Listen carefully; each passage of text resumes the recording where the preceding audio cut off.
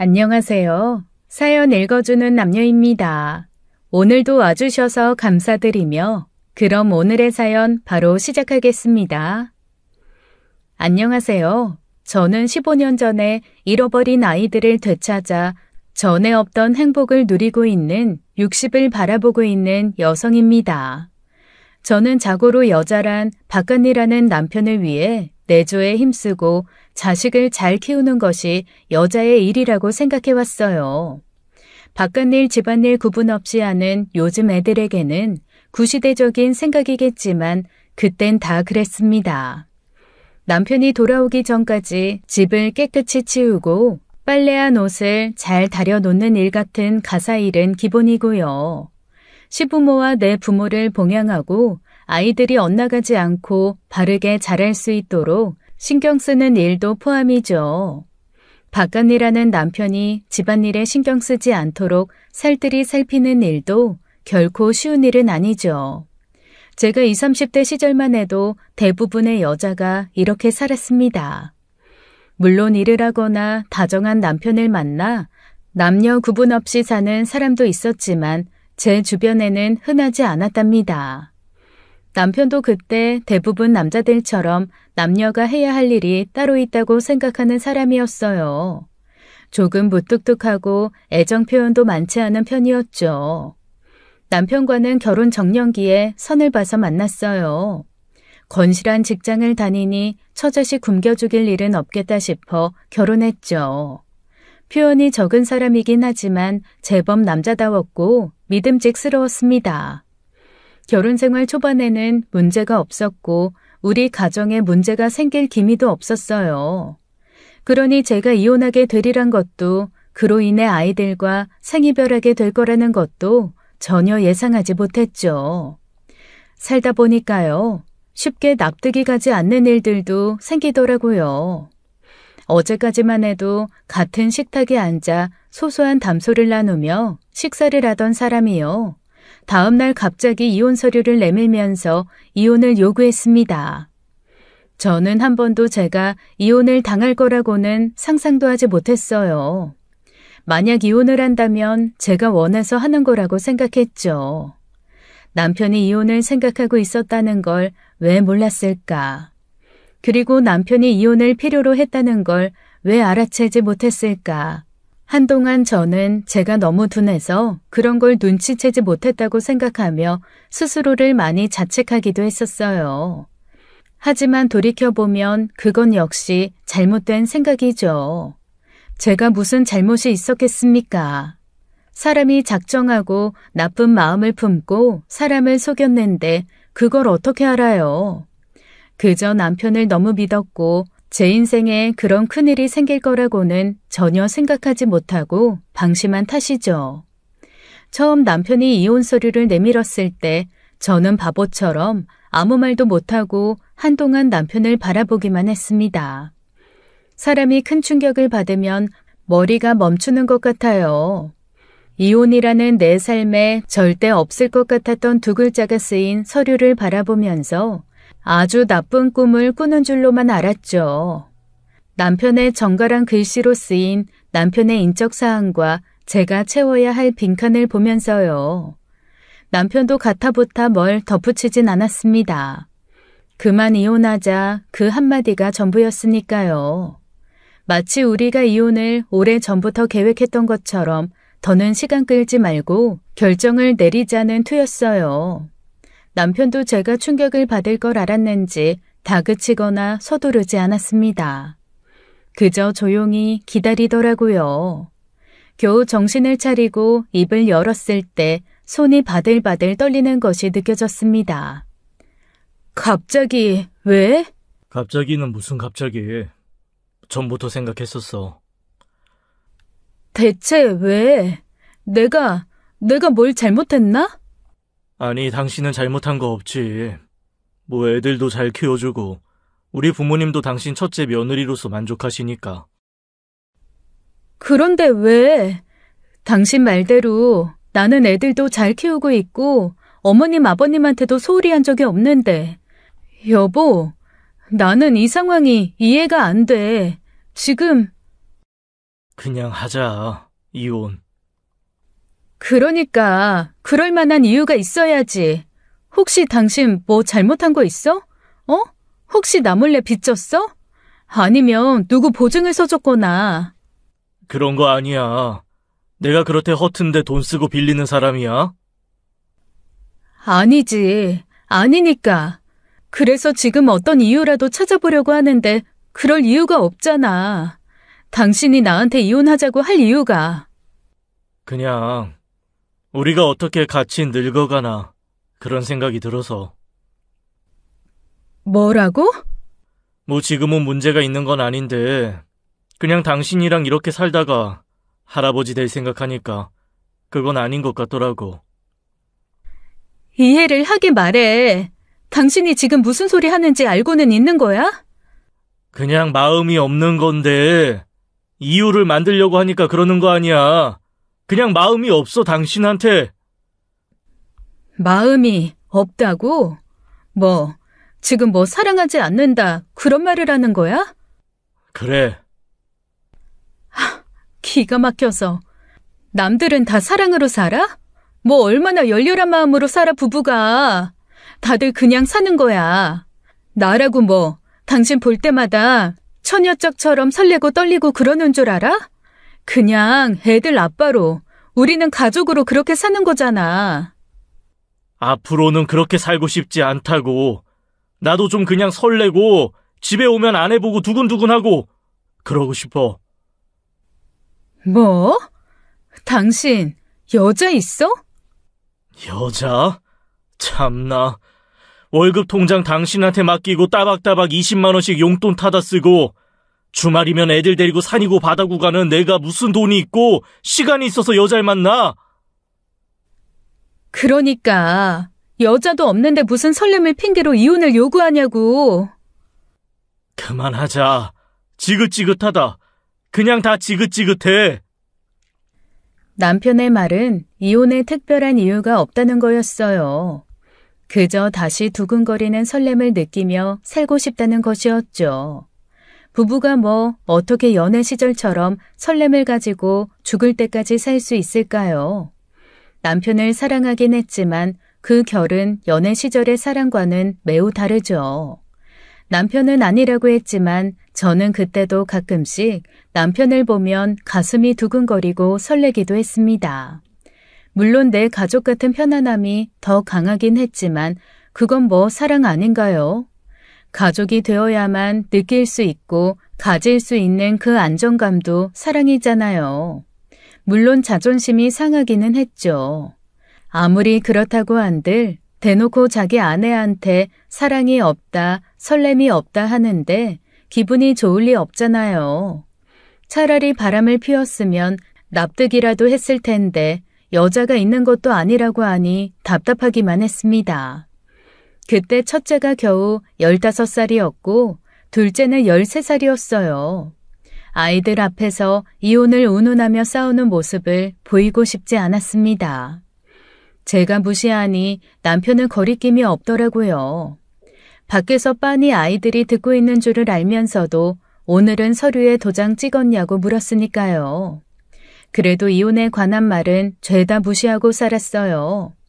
그러자 남편은 집에 들어오지 않는 날도 많았죠. 어디서 자는 건지 알 수는 없었지만 알고 싶지도 않았습니다. 집에 들어와서 이혼이나 요구할 거면 차라리 제정신을 찾을 때까지 집에 오지 않았으면 하기도 했고요. 하지만 남편은 시간이 흘러도 생각을 바꿔먹지 않았고 이따금 집에 들어올 때는 이젠 화를 내기 시작했어요. 당신이랑 살고 싶지 않다고. 당신은 자존심도 없어? 내가 내 가정 지키는데 자존심이 뭐가 필요해. 이혼하고 싶으면 그만한 이유를 가져와. 대체 이유도 없이 왜 자꾸 그러는 거야? 살다 보면 그냥 싫어져서 헤어질 수도 있지. 앞으로 살아갈 세월이 얼만데 꼴도 보기 싫은 얼굴을 보고 살아. 뭐? 꼴도 보기 싫은 얼굴? 내가 뭘 그렇게 잘못했는데 대체 뭘 그렇게 잘못해서 내 얼굴이 꼴도 보기 싫으냐고. 그냥 싫어. 차라리 나도 이유라도 있으면 좋겠다. 이유도 없이 그냥 싫어지는 게 더 끔찍한 거 아니야? 어떻게 그런 말을 해? 밖에 애들 들어. 애들 앞에 어떻게 나서려고 그런 말을 해? 나한테. 그러니까 제발 이혼하자.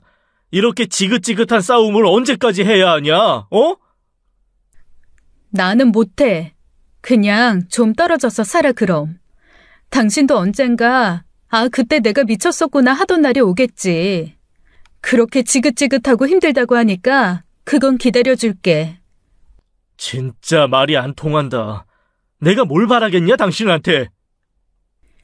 그렇게 지지부진한 싸움을 1년 가까이 끌었고 그 사이 집안 분위기도 많이 달라졌습니다. 가족이 함께하던 저녁 식사는 오래전에 사라졌고 주말마다 산이며 바다며 가기 바빴던 나들이도 없어졌어요. 설상가상 막 사춘기에 들어선 첫째 큰아들이 입을 다물어버렸고 개구쟁이 같던 둘째 아들도 눈치를 보기 시작했습니다. 우리 집에서 마지막으로 웃음소리를 들어본 것이 언제인지 기억도 나지 않았어요. 아이들 앞에서만큼은 이런 분위기를 숨기고 싶었지만 남편이 협조적이지 않으니 너무나 속상했습니다. 설사 부부 사이에 문제가 있어도 그걸 아이들에게까지 보여주며 상처를 줄 필요는 없잖아요. 그때부터 저는 밤마다 아이들을 재우고 술을 마시기 시작했어요. 원래도 술을 좋아하는 편이었어요. 그렇다고 인사불성이 될 때까지 마시는 건 절대 아니었습니다. 그저 일 끝내고 남편과 함께 맥주 한 캔을 마시는 게 소소한 낙이었죠. 그런데 소주도 잘 못 마시던 제가 남편도 없는 안방에서 안주도 없이 술을 마시는 게 일상이 되어버렸어요. 그래도 버틸 만큼은 버텨볼 생각이었어요. 주변에 가까운 지인에게 상담을 하니 그런 남자들도 있다고 하더라고요. 그렇게 이혼 안 하면 못 살 것처럼 굴더니 어느새 정신 차리고 돌아오기도 한다고요. 그래서 저도 그렇게 기다려보려고 했습니다. 그런 남자들이 나중에 자신이 뭘 했는지 깨닫고 후회하며 조용히 산다는 말도 들었거든요. 지금은 나사 하나 빠진 사람처럼 굴지만 정신 차리면 뼈저리게 후회할 날이 있겠지 하고요. 하지만 오랜 기다림 끝에 제가 받은 것은 이혼 소송장이었습니다. 남편은 정말 끝까지 갈 셈이었던 것이죠. 소송이요? 하라고 했습니다. 제가 거리낄 것이 뭐가 있겠어요. 잘못한 것도 없는데요. 이혼이 어디 쉽나요? 나라에서도 뚜렷한 이유가 있어야 이혼을 허락하지. 단순히 살기 싫다는 이유로 허락할 리 없다고 생각했죠. 이 상황에서 이혼을 요구한다면 그건 남편이 아니라 제가 했어야죠. 하지만 그때 저는 제가 얼마나 순진하고 무른 사람인지를 깨달았습니다. 당연히 기각될 줄 알았던 소송에서 제가 진 거예요. 남편은 집에 들어오지 않는 동안 철저하게 이혼 준비를 하고 있었더라고요. 제가 둘째를 낳고 한동안 좀 많이 힘들었던 적이 있습니다. 산후 우울증이 왔는데 그때는 지금처럼 쉽게 이해받는 시기가 아니었죠. 둘째에겐 너무 미안한 일이지만 그땐 아이가 꼴도 보기 싫더라고요. 게다가 첫째에 비해 좀 예민해서 잠투정도 심했고 굉장히 자주 울었어요. 첫째 때는 그러지 않았는데 둘째 때 그런 상황이 되면서 저도 무척 혼란스러웠고요. 애가 울어도 방치하는 일이 좀 잦아졌고 남편은 걱정하면서도 저를 많이 타박했어요. 저 스스로도 내가 이렇게나 모성애가 없구나라는 생각도 들었죠. 저 작은 애가 무슨 잘못이 있겠나 싶은 생각에 정말 죽고 싶더라고요. 제 이상함을 가장 먼저 눈치챈 건 친정엄마였습니다. 아무래도 당신 딸이 딸 같지 않단 생각에 아는 지인을 통해 정신과를 추천해 주셨죠. 지금은 마음의 병도 잘 다스려야 한다고 병원이며 상담소며 가는 게 어렵지 않죠. 하지만 그때 정신과는 정말 미친 사람들이나 가는 곳이라는 인식이 있었습니다. 지금이야 그걸 산후 우울증이라고 명명할 수나 있지 그땐 진짜 애 낳고 미친 사람이 된 것이었어요. 그래서 살기 위해 약을 처방받았고 한동안 약을 먹었습니다. 다행히 약을 먹자 사태가 금방 해결되었죠. 그 뒤로 그걸로 문제가 된 적은 없었어요. 둘째를 보고도 그런 끔찍한 생각을 한 적도 없고 아들이지만 딸처럼 애교가 많은 둘째 키우는 재미로 살았죠. 그리고 말씀드렸다시피 남편과 반주를 하는 낙이 있었다고 했잖아요. 남편은 상대적으로 밖에서 술을 많이 마시다 보니 집에서 술을 찾지는 않는 편이었어요. 대신 제가 술을 마실 때 가볍게 반 캔 정도 맞춰주는 정도였고요. 근데 그 시간이 참 좋더라고요. 하루 종일 일하고 들어온 남편이랑 식탁에서 이런저런 이야기를 나누면서 수다를 떠는 재미요. 그러니까 정확히는 술이 좋았던 게 아니라 남편과 함께한 그 시간이 좋았던 거예요. 그 자리에 술이 안주처럼 함께했을 뿐이었고요. 근데 이 모든 것들이 이혼 과정에서 저에게 독이 되었던 겁니다. 그래, 어떻게 나오나 보자 하고 앉은 재판장에서 남편 측 변호사가 하는 말에 저는 얼떨결에 다 인정을 해버리고 말았어요. 약을 먹은 지가 13년도 더 전의 일인데 그 뒤로도 자주 그런 우울한 모습을 보였다는 남편의 주장이 받아들여졌죠. 그리고 매일 맥주를 마시는 것도 술에 의존하지 않으면 밤에 잘 수 없기 때문이라는 남편의 주장도 받아들여졌고요. 약을 먹은 것도 맞지만 술을 마신 것도 맞지만 하고 뒤를 잇는 제 말은 법정에서는 그저 변명처럼 받아들여진 것 같았습니다. 심신미약, 알코올 의존증으로 남편을 힘들게 하고 가정에 소홀한 저는 그렇게 이혼을 당했어요. 더 기가 막히고 황당한 것은요. 그 이혼 사유로 양육권마저 빼앗겼다는 겁니다. 법의 관점에서 저는 아이를 맡을 수 없는, 아이를 키울 자격이 없는 엄마가 돼버린 거예요. 남편이 얼마나 치밀하게 준비를 했는지 저는 할 수 있는 것이 없었습니다. 애초에 이혼이 될 리가 없다고 생각했던 아주 순진한 생각이 저를 사지로 몰아넣은 것이죠. 이런 남편과는 저도 더 이상 같이 살고 싶지 않았으니 차라리 잘 됐다 쳐도요. 아이들의 양육권을 빼앗긴 것은 정말 사람을 미치게 만들더라고요. 그러니까 저는 만에 하나 이혼을 하더라도 우리 가정이라는 울타리에서 남편만 혼자 나갈 거라고 생각했어요. 멍청하게 서 있다가 남편 아이들과 함께 있던 그 울타리에서 제가 내팽개쳐질 거라는 생각은 전혀 하지 못했습니다. 판결이 난 후 만난 남편 앞에서 무릎을 꿇고 빌었어요. 알았다. 이혼은 해줄 테니 제발 아이들 양육권만 달라. 아이들만 내가 키우게 해달라고요. 남편이 어떻게 아이들을 키웁니까? 밖에서 일이나 할 줄 아는 사람이지 아이들에게 마음 써서 양육을 할 수 있는 사람은 아니었어요. 아이들도 제 아빠를 잘 따르기는 하지만 무서워하기도 했고요. 제 욕심을 떠나 아이들을 위해서라도 남편보다 제가 키우는 게 맞았습니다. 하지만 남편은 절대 양보하지 않더라고요. 지금 생각해보면 그런 모양새가 필요했던 것 같아요.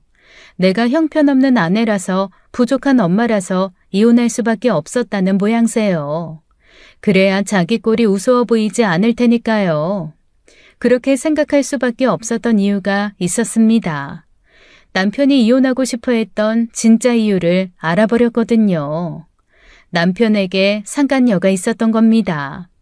바람이 났던 거예요. 오래된 거래처의 어린 경리라고 하는데 저보다도 6살, 남편보다는 무려 10살이나 어린 여자였어요. 남편의 외도는 무려 5년이나 됐다고 하더라고요. 당시에 홍기도 한참 놓친 그 여자는 느지막한 나이에 남편을 만났고 남편은 여자에게 이혼과 결혼을 약속했던 거죠. 그것도 다 후에야 알았습니다. 그들의 관계를 아무것도 몰랐던 것은 저밖에 없었어요. 회사와 그 주변 지인 사이에서는 이미 오래전부터 둘의 관계가 유명했고요. 그것도 남편 회사 지인으로 알던 사람으로부터 양심 고백처럼 듣게 된 사실이었어요. 피가 거꾸로 솟는다는 기분 아시나요?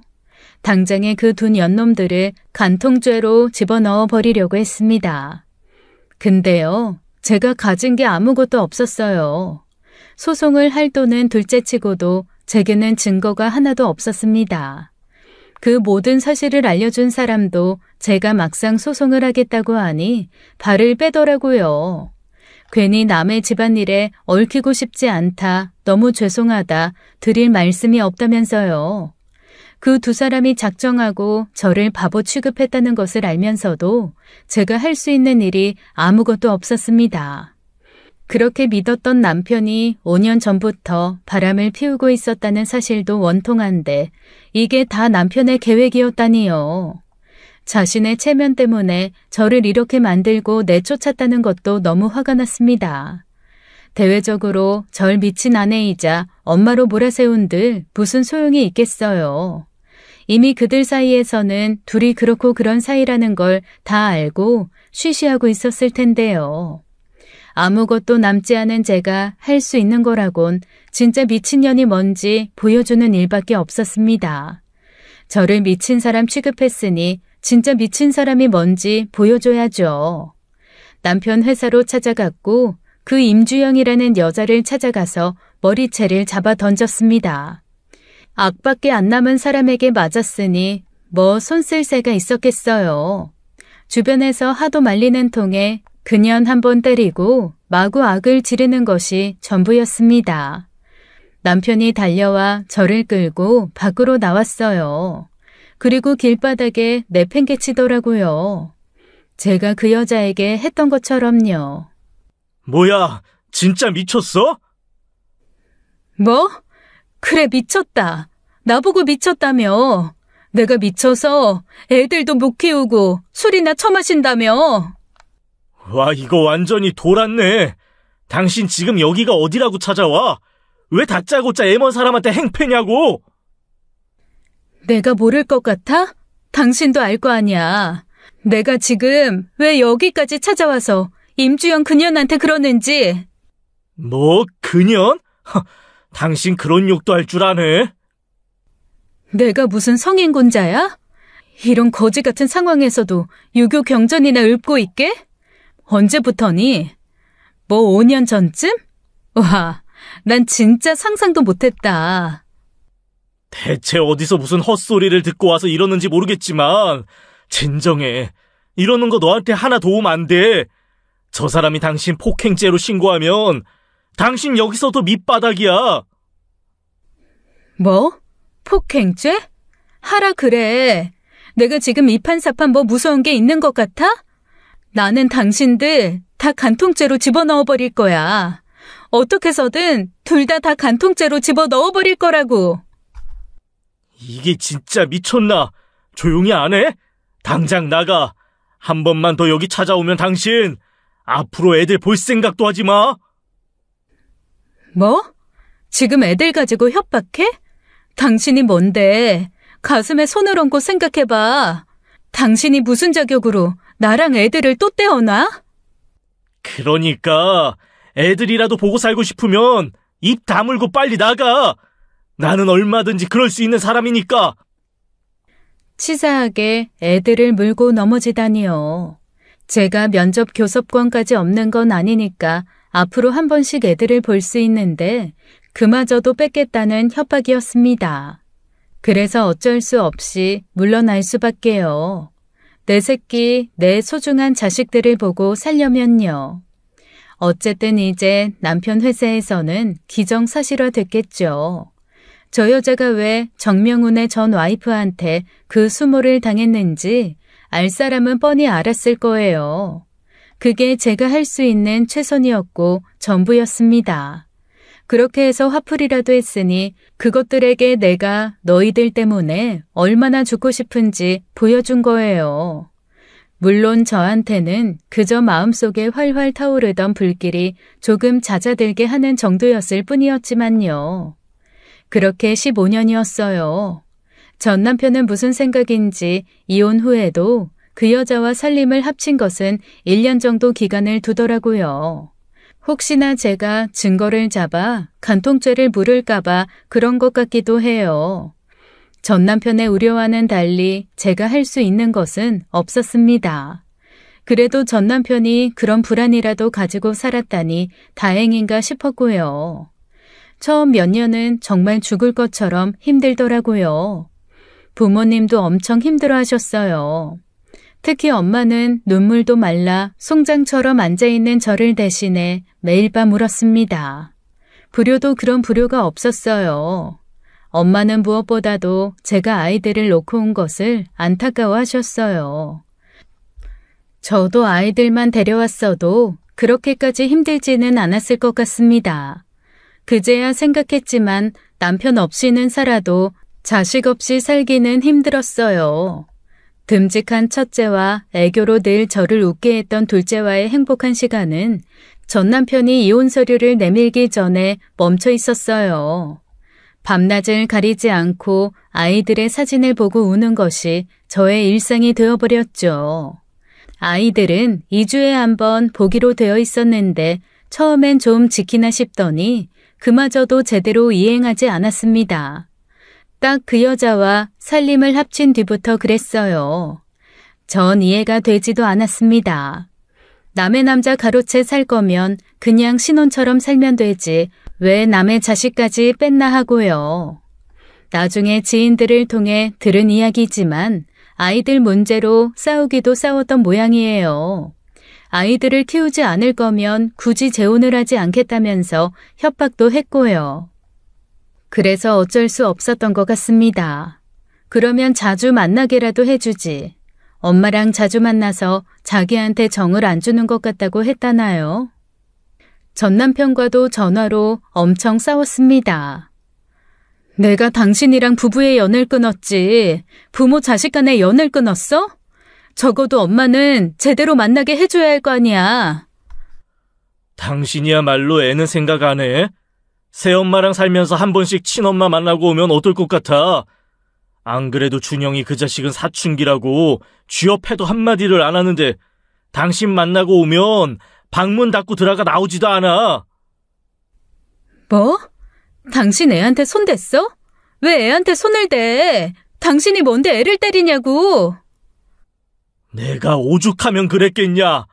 아유, 그냥 내가 나쁜 놈이지 내가 죽일 놈이야. 그럼 당신이 죽일 놈이지.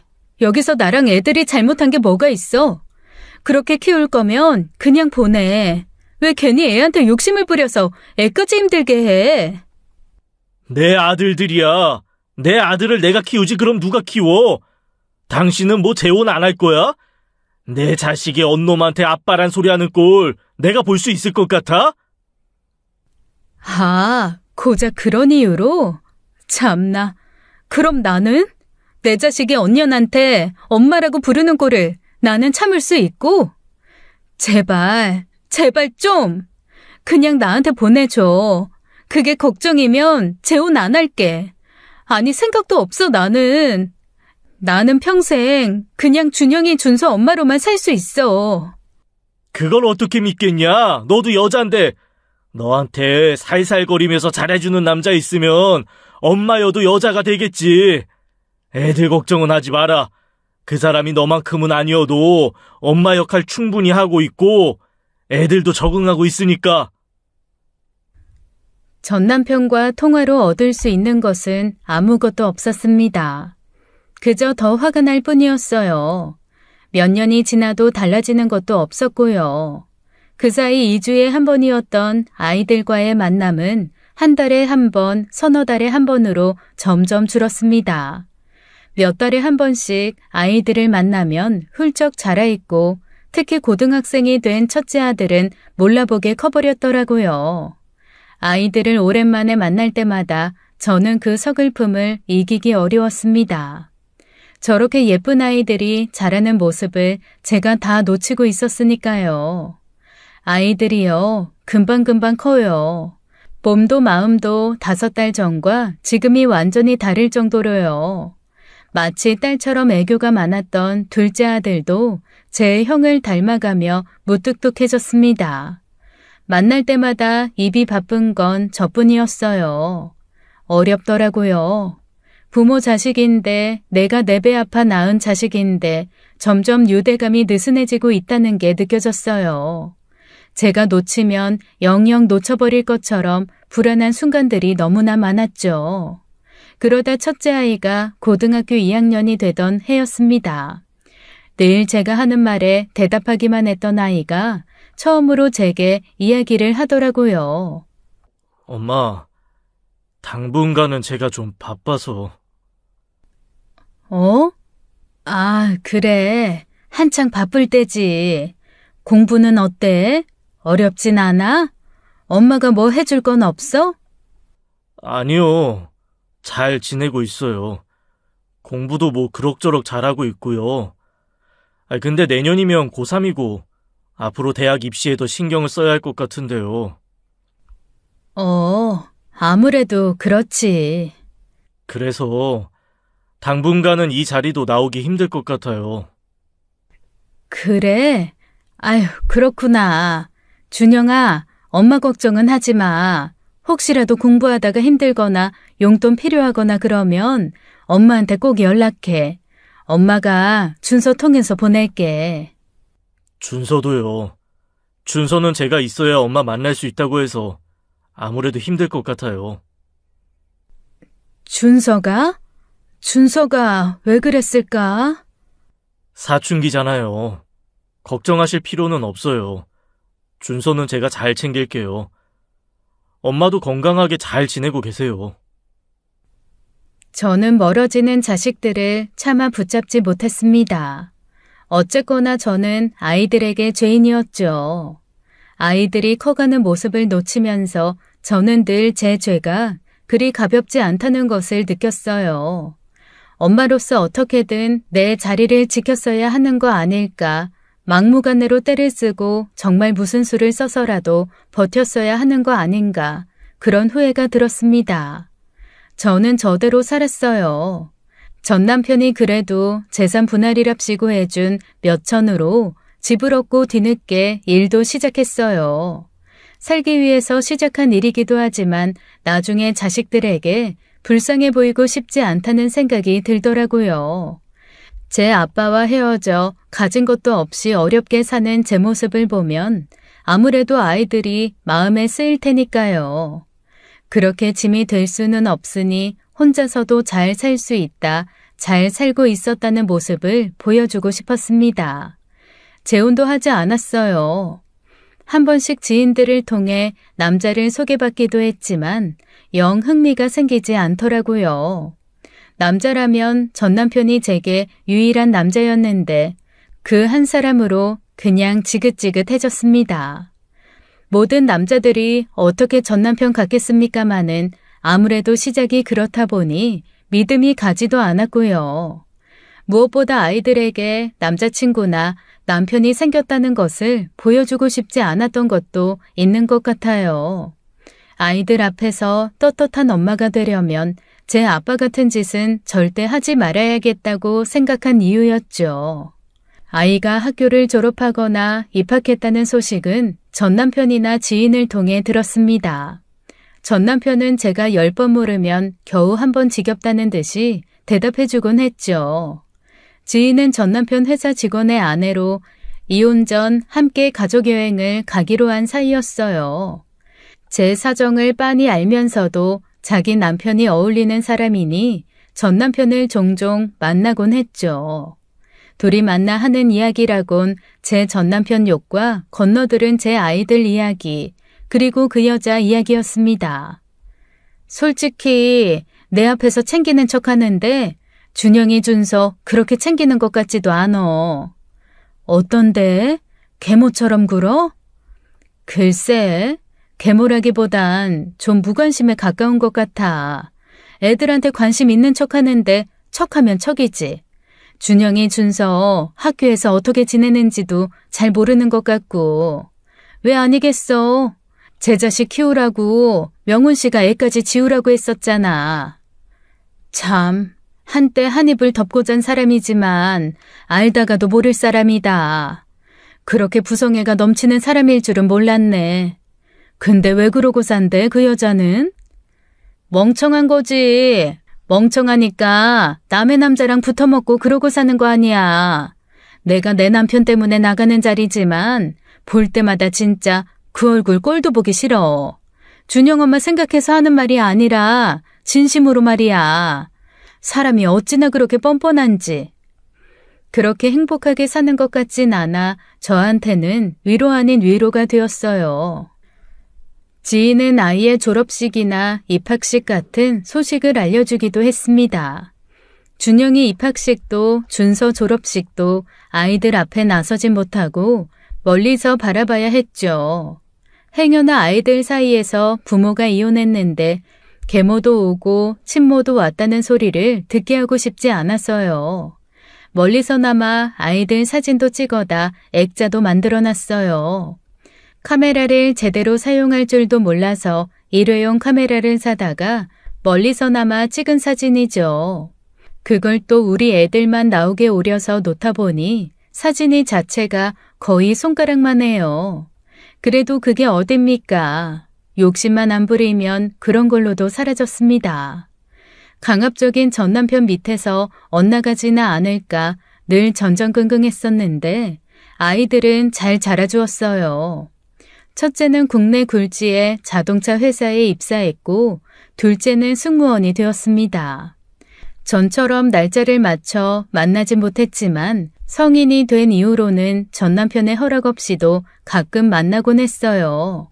그래도 떨어져 산 세월이 있다 보니 그렇게 살갑게 서로 챙기는 사이도 아니었죠. 1년에 한두 번 만났을까요? 그래도 아이들은 어버이날이 되면 꼬박꼬박 연락을 주었습니다. 아이들이 자라는 모습을 놓치고 커가는 동안 옆에 있어주지 못해 미안한 마음이 컸지만 다행이었어요. 아이들이 잘 자라 자기 몫을 잘 해내고 있으니까요. 본처는 그렇게 내치더니 그것도 아빠 노릇이라면 노릇이었죠. 그 여자공이 있다고 인정하고 싶지는 않지만 어쨌거나 우리 애들 밥은 챙겨줬을 테니 괜한 원망도 지웠습니다. 시간이 흐를수록 그렇더라고요. 어차피 화풀이할 수 없는 대상을 향해 원망을 두면 힘든 건 저였어요. 털어버릴 것은 털어버려야 제가 편해졌고 살아갈만 했으니까요. 이제 좀 살만하다, 아이들이 잘 컸으니 이만하면 됐다 그랬는데요. 생각지도 못한 일에 제 마음의 불씨가 되살아난 겁니다. 꺼진 듯 만 듯 있던 불씨에 오랜만에 연락한 남편이 기름을 부은 거예요. 난데. 참 별일이네. 요 몇 년간 전화도 없더니 난 또 죽었나 했어. 내가 전처랑 연락할 일이 뭐가 있겠냐. 애들도 다 컸는데. 그래서 전처랑 연락할 일도 없는데 왜 전화했는데? 준영이 곧 결혼한단다. 어? 조만간 상견례하고 날 잡는다니까. 그렇게나 알고 있어. 그래도 당신이 준영이 엄마니까 연락은 하는 거야. 그렇다고 결혼식 올 생각은 말고. 아니, 그래도 내가 엄만데 결혼식은 가야지. 뭐? 혼주석에라도 앉으려고? 그게 되게 웃긴 거 알지? 웃길 건 또 뭐야? 내가 뭐 당신이랑 부부로 앉겠대? 준영이 부모로 앉는 거야. 당신이나 집사람이나 준영이 엄마로 산 게 15년씩 똑같은데 그 사람한테 더 자격 있는 거 아니야? 뭐? 암튼 그런 줄 알아. 당신이 엄마 역할 한 게 뭐가 있다고? 내가 하기 싫어서 안 했어? 내가 해야 할 엄마 역할 당신이 다 빼앗아갔잖아. 됐다. 싸우자고 전화한 거 아니니까 그만하자. 결혼식은 내년 봄이나 생각하고 있다고 하니까 그 즈음에 애나 한번 만나보던지. 그렇다고 며느리 될 애까지 만나서 시어머니 노릇하려고 하지 말고. 큰아들이 결혼을 앞두고 있었습니다. 그러고 보니 벌써 그럴 나이가 됐어요.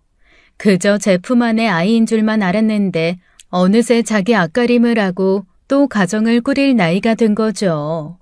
저는 그렇게 잘 살면 된다고만 생각했지 아들의 결혼식이 제게 그렇게 고민거리가 될 거라고는 생각하지 못했습니다. 사실 고민거리도 아니었죠. 그냥 저 혼자 그 자격을 갖지 못해 서운하고 섭섭한 마음을 갖는 것이었으니까요. 아이들의 엄마로서 살 수 없다는 것은 정말 힘든 일이에요. 아이들이 커가는 모습을 놓치는 것뿐만이 아니라 살다 보면 엄마로서 해야 하는 자리에도 설 수 없다는 것이었어요. 입학식이나 졸업식 같은 아이의 삶에서 중요한 행사에도 갈 수 없었는데 결혼식은 당연히 어렵겠죠. 그래도 결혼식이 주는 의미가 남다르다 보니 욕심이 났습니다. 꽁꽁 싸매고 가면 사람들이 알아볼 것도 아닌데 괜찮지 않을까. 그래도 아들이 가장으로서 새로 시작하는 모습을 보고 싶은데 너무 주책맞은 생각일까 그런 생각에 잠을 못 이뤘어요. 전 남편만 생각해야 하는 자리면 뭔 상관이냐고 밀어붙여 갔겠지만 그날은 아들 부부의 날이잖아요. 제 욕심만 챙기며 어거지로 혼주석을 앉는 것은 저로선 상상도 할 수 없는 일이었습니다. 전 남편은 행여나 제가 혼주석을 탐낼까봐 걱정한 모양인데 사실 저에게 그 자리 자체는 크게 문제되지 않았어요. 결혼식을 볼 수 있다면 그것만으로 저는 만족할 수 있었으니까요. 근데 전 남편의 태도를 보아하니 결혼식 날짜와 장소도 알려줄 것 같지 않고 아무래도 사진으로나 만족해야 했죠. 처음 있는 일도 아니었으니까 그만 인정하자. 내가 갈 수 있는 자격은 없다 그렇게 생각했는데 울적하더라고요. 그렇게 몇 날 며칠을 제대로 먹지도 자지도 못했습니다. 준영 엄마, 안색이 너무 안 좋은데 그러지 말고 그냥 몰래 가자. 날짜랑 장소는 내가 알려줄게. 내가 가도 되나? 가도 되지. 뭐 준영 엄마가 좋아서 애들 놓고 갔어? 준영 아빠 성질에 어쩔 수 없었던 거지. 그래도 괜히 하객들한테 안 좋은 말이나 돌지 않을까 싶고. 그러니까 몰래 갔다 오자고. 식 시작할 때쯤 뒤에 서 있으면 누가 할 거야? 괜히 시댁 식구들 만나서 알기라도 하면 어쩌나 싶어. 내가 욕먹는 거야 상관없지만 애들 행사에 내가 찬물 끼얹는 거면 어떡해. 아유, 모르겠다. 정말 준영 아빠도 그래. 아니, 엄마가 애 결혼식에는 참석할 수 있게 해줘야 할 거 아니야. 그런 배려나 할 줄 아는 사람이면 얼마나 좋았겠어.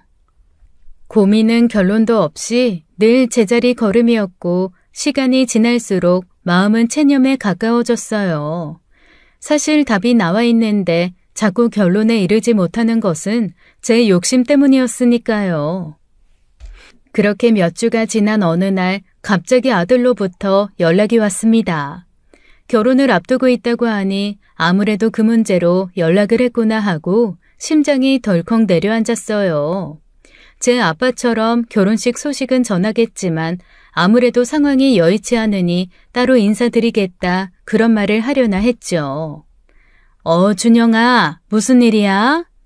엄마, 잘 지내고 계셨어요? 응, 나야 늘 잘 지내지. 별일 없었어.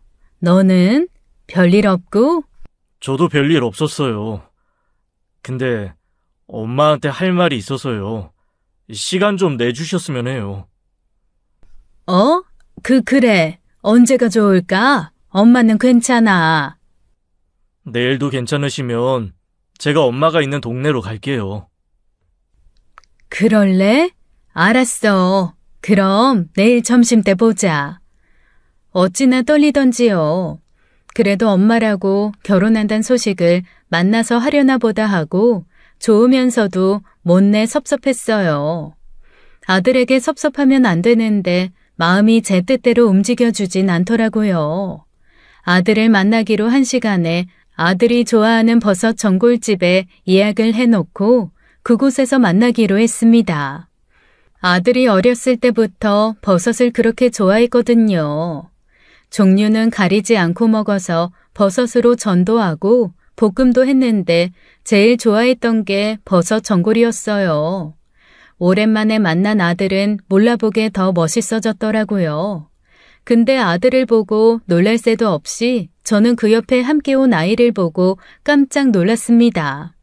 아들이 결혼할 여자를 데리고 온 것이었어요. 놀라셨죠? 그렇게 놀라게 해드릴 생각은 아니었는데.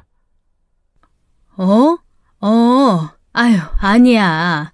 안녕하세요. 나는... 어머님, 안녕하세요. 준영 씨한테 많이 들었어요. 준영 씨 낳아주신 분이라고요. 말씀 편하게 하세요. 아, 네. 맞아요. 준영이가 그렇게 말을 했구나. 갑작스럽게 죄송해요. 승아랑 2년 정도 만났는데 내년 봄에 결혼할 생각이에요. 그러니? 그거 정말 잘 됐다. 사실 아빠한테 연락받아서 알고는 있었는데 사실 엄마는 이렇게 만나서 소개받을 거란 생각을 못해서 아유, 주책이다. 이렇게 좋은 자리에 눈물이. 아유, 어머니, 마음고생 많이 하셨죠? 아유, 고생은 무슨. 어머니, 이제 걱정 마세요. 저희가 잘 모실게요.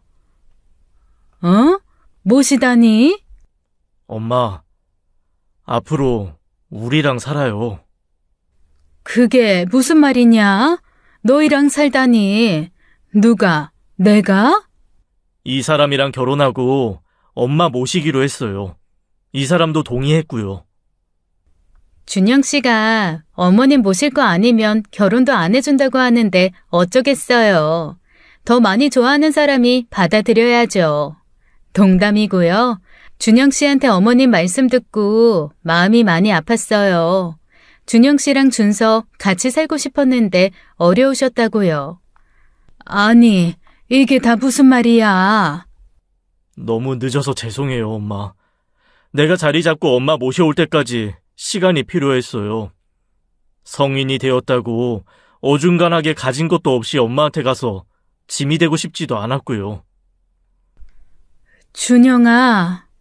한 달 뒤에 승아 어머님이랑 상견례도 할 생각인데 그 자리에 엄마가 나가주세요. 아빠한테는 말 안 할 거예요. 그리고 결혼식에도 아빠랑 그 여자 초대 안 할 거고요. 혼주석에는 엄마가 앉아주세요. 뭐? 아들의 고백은 다소 충격적이었습니다. 사실 아들은 아빠에 대한 원망이 굉장히 컸어요. 제게 이혼이 갑작스러웠던 것만큼 아이들에게도 부모의 이혼이 느닷없이 떨어진 날벼락 같은 것이었겠죠. 제 삶이 송두리째 바뀐 것처럼 아이들의 삶도 이전과 많이 달랐고요. 처음엔 잘잘못을 떠나 너무 혼란스러웠다고 해요. 특별한 싸움도 없던 부모님이 갑자기 헤어진 것도 엄마가 쫓겨나듯이 나가버리고 새엄마가 생긴 것도요. 그러다가 시간이 흐르고 나서야 차츰 어떻게 된 것인지 퍼즐이 맞춰졌답니다. 정황상 아빠는 새엄마와 오래전부터 바람을 피우고 있었고 아빠는 잘못도 없는 엄마를 버린 것이라는 걸요. 그것을 알고 난 후부터 제 아빠에 대한 분노가 불쑥불쑥 튀어나와서 맞기도 많이 맞았다고 해요. 그 여자는 엄마로서 해야 하는 역할을 거의 하지 않았답니다. 대외적으로는 어땠을지 모르겠지만 집에서는 밥이나 차려주면 다행이었다고 해요. 고등학교에 이르러서는 되게 많은 시간을 집 밖에서 보내면서 식사를 해결했고요. 그래도 제 아빠한테 꼬박꼬박 용돈도 받고 제가 가끔 만나서 주는 용돈도 있었으니 그게 그렇게 어렵진 않았다고 합니다. 배불리 먹지는 못했어도 그 여자 얼굴을 보며 밥 먹는 것보단 나았다고요. 빨래도 제 손으로 하고 시간이 되면 준서 교복도 자기가 빨면서 그렇게 없는 듯이 살았대요. 그쪽도 엄마가 되고 싶어 하지 않았고 아이들도 새엄마가 필요하지 않다는 듯이요. 그 이야기를 들으면서 저는 눈물을 펑펑 흘렸습니다. 제가 더 힘쓰지 못해서 아이들이 너무 많은 고생을 하고 자란 것 같아서요. 엄마는 10수년이 지난 지금도 내가 제일 좋아했던 음식이 뭔지 기억해 주는데 그 여자는 제가 가끔 몇 학년인지도 잊곤 했어요. 그건 아빠도 마찬가지였고요. 아빠가 내준 등록금이나 학비 취직하자마자 다 갚았어요. 아빠한테 받아 쓴 돈이 그것보다 더 많았겠지만 저도 그 정도면 할 만큼은 했다고 생각해요. 미안하다. 엄마가 너무 미안해. 미안하면 앞으로 남은 시간은 제가 효도할 수 있게 기회를 줘요. 준서한테도 이야기했고 이 사람이 너무 고맙게도 내 마음을 다 이해해줘서 준서 장가 갈 때까지는 엄마랑 한 집에서 살고 싶어요. 그런 이야기를 하는 동안 아들이 좋아하는 버섯 전골이 바쁘게 끓고 있었어요. 그런데도 누구 하나 손을 대지 못했습니다. 저는 벌개진 눈을 닦고 아무것도 먹지 못하는 아들과 예비 며느리의 앞접시에 전골을 덜어주었죠. 아들은 제 나름의 생각이 있었습니다. 처음엔 이렇게까지 할 생각은 아니었다고 해요. 상견례와 결혼식 모두 아빠와 함께할 생각이었지만 혼주석에는 제가 앉았으면 좋겠다고 했나 봐요. 당연히 전 남편은 엄청 반발을 했겠죠. 그때 더 아들을 화나게 했던 것은 그 여자의 태도였다고 합니다. 갑자기 눈물바람을 하면서 이래서 남의 자식 키워봤자 소용없다고, 자기 자식이 없는 삶이 너무 서럽다고요. 전 남편은 자기 때문에 새엄마가 아이를 지웠으니 그 말에 더 발끈할 수밖에 없었겠죠. 결국 그럴 거면 결혼하지 말아라 해도 나는 안 가겠다. 그래 오시지 말아라. 그렇게 큰 싸움이 번진 거예요. 전 남편은 아들이 그냥 하는 소리라고 생각했겠지만 아들을 너무 몰랐던 거죠. 아들이 그렇게까지 나오는데도 저는 고민을 했습니다. 저도 참 물러 터진 것이죠. 전 남편의 성질도 알고 후에 어떤 파장이 있을지 예상이 되니 제가 그랬다가 아들에게 또 불똥이 될까 싶어서요. 상견례를 앞두고 그런 이야기를 힘들게 꺼내자 아들이 그러더라고요. 불똥이 저한테 튀면 다행이죠. 저는 괜찮아요. 그리고 엄마가 걱정할 게 뭐가 있어요. 아빠가 엄마한테 아무리 화를 내도 이제 달라지는 거 없는데. 내가 엄마 편인데 뭐가 걱정이에요. 네, 맞습니다. 제가 그동안 알게 모르게 여전히 전 남편의 눈치를 살폈던 건 다 아이들 때문이었어요. 괜히 전 남편한테 잘못하면 아이들을 보지 못하게 될까봐, 자기를 키워준 아빠와 틀어지면 엄마를 원망할까봐였거든요. 근데 큰아들이 저렇게 든든하게 서서 내가 엄마 편이다 하는데 무서울 게 뭐가 있나요? 정신이 번쩍 들더라고요. 멍청하게 또 어버버 하다가 내 자리 뺏기지 않겠다 마음먹으니 그 뒤는 일사천리였습니다. 예비 며느리는 정말 선한 아이였어요. 내 아들이지만 어디서 저런 애를 데려왔나 싶게 어른들에게도 싹싹하고 참 마음이 고왔죠. 얼굴 한번 본 적 없는 남편의 친모를 모시고 살겠다, 그렇게 약속할 수 있을 정도면 아들을 많이 좋아하는 거겠죠. 그것만으로도 충분했습니다. 가진 것이 없어도 반겼을 판에 아들과 같은 회사 마케팅 부서에서 일하는 인재였어요. 사돈은 일찍 사별하고 고향에서 자신의 동생이랑 살고 있었는데 참 재미나게 살더라고요. 여행도 가고 요즘 애들처럼 맛집도 찾아가고 제 나이 또래답지 않게요. 성격도 어찌나 좋은지 예비 며느리가 제 엄마를 쏙 닮았구나 싶게 사교성도 좋았습니다. 처음 만나던 그 자리에서 자기 고향에 좀 놀러 오라고 겨울이면 거기가 설경이 그리 좋다고 초대하더라고요. 자긴 그 좋은 시골 떠나 살고 싶지 않으니 사돈 나랑 삽시다 하며 웃던 그 얼굴이 집에 가서도 생각이 났어요. 대체 이게 무슨 일일까? 아마 로또를 맞아 수십억을 가지게 됐대도 그 정도로 기쁘진 않았을 겁니다. 어느새 제 형만큼이나 훌쩍 자란 준서도 저를 보자마자 제 손을 꽉 잡아주더라고요. 자기도 다 알고 있었다는 듯이 미안해 할 것도 없는데 미안한 얼굴로 말이에요. 집에 와서 멍하게 천장을 보고 누워있는데 제가 걱정할 것이 이제 하나도 없었습니다. 평생을 자식들 제대로 못 보고 산 그 한을 가지고 살았는데 아들이랑 같이 살게 된다니요. 주책맞게 이불을 침대에서 발버둥을 치면서 좋아했습니다. 그러면서도 불안했어요. 꿈은 아닐까, 갑자기 이 모든 게 다 거짓말처럼 사라져버리는 것은 아닐까 하고요. 사돈에게도 솔직하게 모든 상황을 이야기했습니다. 사실 그래도 키워준 아빠를 빼고 결혼식을 올린다는 것을 그리 반긴 건 아니었지만 딱 한마디로 정리하더라고요. 그래, 다른 누구도 아니고 준영이 네가 오죽했으면 그랬겠니. 그 말이 정답이었습니다. 다른 사람도 아니고 큰아들이 오죽했으면 그랬을까요? 큰아들 성정을 아는 사람이면 다들 그럴 겁니다. 그 정도로 나오는 거면 충분히 할 만큼 한 거라고요. 우려와 달리 결혼식은 무사히 끝냈습니다. 전 남편을 비롯해 시댁 식구들이 하나 없는 결혼식이었어요. 시부모님은 이미 5년 전에 돌아가셨고 다른 친척들이랑은 그다지 왕래도 없었다고 해요. 저 때문에 하객이 비면 어쩌나 그런 생각을 했는데 그것도 기우였네요. 아들 내외가 어찌나 인간관계가 좋은지 친구들과 직장 동료로도 아주 북적북적했습니다. 저희 엄마가 너무나 좋아하셨어요. 많이 울기도 우셨고요. 죽기 전에 이런 일이 있을 거라곤 상상도 못했다고요. 아빠가 그 모습을 보고 갔어야 하는데 그러지 못해 너무 안타깝다고 준영이 준서를 많이 보고 싶어 했다고요. 저는 혼자 혼주석에 앉아 아들이 결혼하여 한 집안의 가장이 되는 시작점을 가장 가까이에서 볼 수 있었습니다. 죽어도 여한이 없었어요.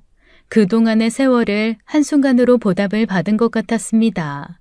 제가 그런 소리라면 큰아들은 어림도 없다 이야기예요. 고작 그걸로 뭐가 보답이 되냐고요. 앞으로는 좋은 일만, 웃을 일만 있을 테니 기대하랍니다. 남편이요. 아들 내외가 결혼식을 올린 지 3달 만에야 그 사실을 알았어요. 그것도 어렸을 때부터 알고 지냈던 남편 친구의 자식들을 통해 건너 들은 겁니다. 자기 부모한테 준영이 결혼했다더라는 이야기를 듣고 기가 차서 남편에게 이야기를 한 거죠. 사실 그 지인에게는 제가 언지를 주긴 했지만 그 지인도 모르쇠 하고 있었던 거죠. 자기가 다 통쾌하다고 저보다 더 신나서 방방 뛰더라고요. 준영이가 그런 면이 있는 줄은 몰랐는데 아주 효도 한번 제대로 한다면서요. 이게 대체 어떻게 된 일이야? 준영이 그 자식은 전화를 왜 안 받아? 당신 아들 전화 안 받는 걸 왜 나한테 물어? 내가 모를 줄 알아? 이 모자가 은큼하게 뒤에서 이딴 작당 모의를 하고 사람을 병신을 만들어? 작당 모의는 무슨? 당신이 결혼식 안 오겠다고 했다며. 그래서 없이 한 건데 대체 뭐가 문제야? 장난해? 지금 나랑 말장난이나 하자는 거야? 아니 애가 그렇게 철없이 푼수 같은 생각을 하면 엄마인 네가 그러면 안 된다고 하지는 못할 망정. 내가 뭘? 아무리 그래도 엄마 두고 바람핀 아빠한테 그러면 안 된다. 그렇게 설득해? 야! 소리 지르지 마. 그리고 앞으로는 연락도 하지 말고. 내가 애들 때문에 당신이랑 연락했지. 그거 아니면 뭐 우리가 연락이나 하고 살 사이야? 앞으로 애들이랑 직접 연락할 테니까 당신한테 연락할 일 없어. 이제 없는 듯이 살자 좀. 나도 지긋지긋하다. 남편이 아무리 불같이 화를 내도 뭔 소용인가요? 번호야 차단해버리면 그만이고 앞으로 더 전화로 괴롭히면 번호도 바꿔버릴 생각입니다. 아들이 어쨌든 한 번은 만나 이야기는 할 생각이지만 저에게는 신경 쓰지 말라고 하네요. 그래도 저를 키워주긴 했으니 최소한의 도리로 가끔 연락은 하겠다고 근데 그마저도 내가 싫으면 안 하겠다고요. 솔직히 탐탁지 않긴 하지만 저는 남편이랑은 달라요. 아이들의 의사에 따라 자유롭게 남편을 만나든지 연락하든지 알아서 하라고 했습니다. 아빠가 너희에게서 엄마를 빼앗았듯 엄마는 너희에게서 아빠를 억지로 빼앗고 싶지 않아. 너희도 성인이니 니들 생각에 따라 판단하고 책임질 수 있을 거라고 생각하니까 엄마는 그저 너희 선택을 존중할게. 요즘은요, 나가서 만나는 사람마다 얼굴이 폈다는 이야기를 해요. 제 사정을 모르는 사람까지도요. 얼굴이 너무 좋으세요. 그런 말들을 하는데 그런 말을 들을 때마다 너무 좋습니다. 그러면 저는 그래요. 요즘 너무 행복해 그렇다고요. 이제 바랄 것도 없이 꽉꽉 들어찬 삶에 하루하루가 너무 즐겁다고요. 아들 내외가 바빠 제가 집안일을 거들어주며 삽니다. 그러면 며느리가 그러려고 모신 거 아니라고 야단이지만 저는 그게 좋아요. 어렸을 때 못해준 밥 다 해주고 갈 겁니다. 제가 곁에서 주지 못한 사랑 아낌없이 주기도 바쁜 시간이에요. 내일은 사돈댁이 사는 곳으로 놀러 가기로 했습니다. 아이들 신혼여행을 보내놓고 저는 사돈댁에 갔었는데 그때가 화사한 봄꽃이 필 때라 참 예쁘더라고요. 그곳을 떠나 도시에서 살기 싫다던 사돈의 말이 무슨 말인지 알 만큼 좋아 저도 종종 갑니다. 더위가 한풀 꺾이기 전에 계곡 가서 백숙 먹고 발이나 담그자는데 벌써 내일이 기다려지네요. 때론 원치 않았던 불행만큼이나 내가 원했던 그 이상의 복이 찾아오기도 하는 것 같아요. 인생이란 참 알다가도 모를 일이고 수십 년을 살아도 예측할 수가 없습니다. 다들 행복하셨으면 좋겠습니다. 지금까지 사연 읽어주는 남녀였습니다. 끝까지 시청해주신 여러분 감사드리며 저희는 다음 사연으로 돌아올게요. 감사합니다.